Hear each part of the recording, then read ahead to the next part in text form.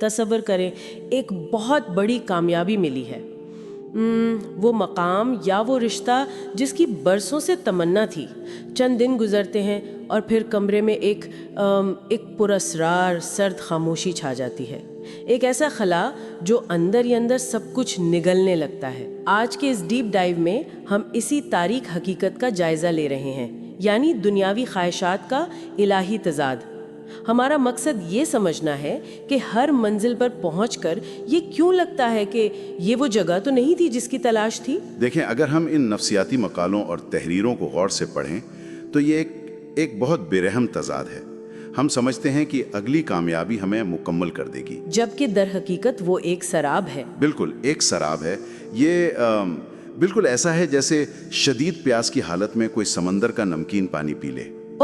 یعنی یہ ظاہراً لگ رہا ہے کہ پانی پیا جا رہا ہے، ہاں، لیکن وہ نمک اندر کی خشکی اور پیاس کو مزید جان لیوا بنا رہا ہوتا ہے۔ لیکن ایک منٹ، میں سوچ رہی تھی کہ کیا ہم اس منظر نامے کو کچھ زیادہ ہی تاریک نہیں بنا رہے؟ میرا مطلب ہے، جب کسی کو برسوں کی محنت کے بعد کوئی بڑی نوکری ملتی ہے تو وہ جشن مناتا ہے۔ ظاہراً وہ جشن ہی لگتا ہے۔ ہاں، تو وہ فوراً کسی خوف یا خلا کا شکار تو نہیں ہو جاتا نا؟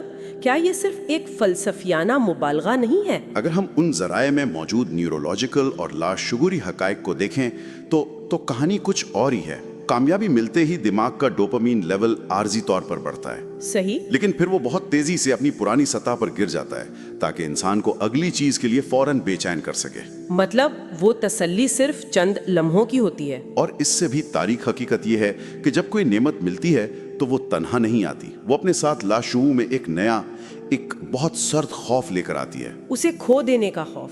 بالکل۔ نئی محبت ملتی ہے تو بچھڑنے کا ڈر پیدا ہو جاتا ہے۔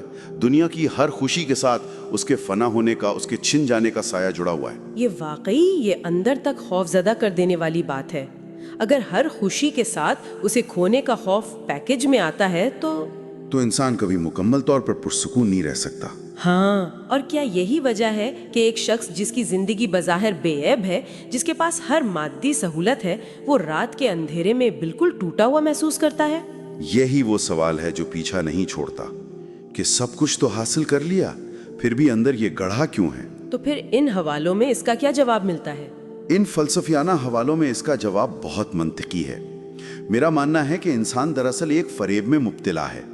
وہ ایک غیر مستقل اور ہمیشہ بدلنے والی دنیا سے ایک مستقل سکون نچوڑنا چاہتا ہے، جو کہ ناممکن ہے، کیونکہ اس دنیا میں چہرے، موسم، حالات سب بدلتے ہیں۔ ہاں، ایک ایسی چیز جو خود فانی ہے وہ دائمی سکون کیسے دے سکتی ہے؟ دوسری اہم بات جو ان نوٹس میں بار بار آتی ہے وہ یہ کہ دل کا مادہ مٹی نہیں ہے، یعنی دل مادی چیزوں سے نہیں بھر سکتا، مٹی سے بنی ہوئی چیزوں یا مادی کامیابیوں سے کبھی بھر ہی نہیں سکتا۔ یہ تو اس بے چینی کی بالکل جڑ ہے۔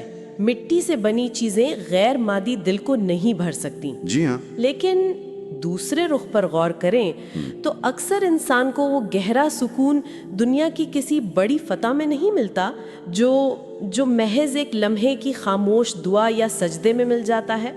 اس کی کیا نفسیات ہے؟ یہیں پر یہ تحریریں قرآن کے اس پہلو کو ایک گہری وجودی حقیقت کے طور پر پیش کرتی ہیں کہ دلوں کا اطمینان صرف خالق کے ذکر میں ہے۔ یہ کوئی عام تسلی نہیں لگ رہی۔ نہیں، یہ انسانی ساخت کا بنیادی اصول ہے۔ جب انسان کو اس کے لامحدود مرکز سے کاٹ دیا جاتا ہے تو وہ محدود چیزوں میں پناہ ڈھونڈتا ہے۔ مگر محدود چیزوں کا سکون بھی تو محدود ہوتا ہے نا؟ بالکل، دنیاوی چیزیں محض راستے کے اشارے ہیں، منزل نہیں۔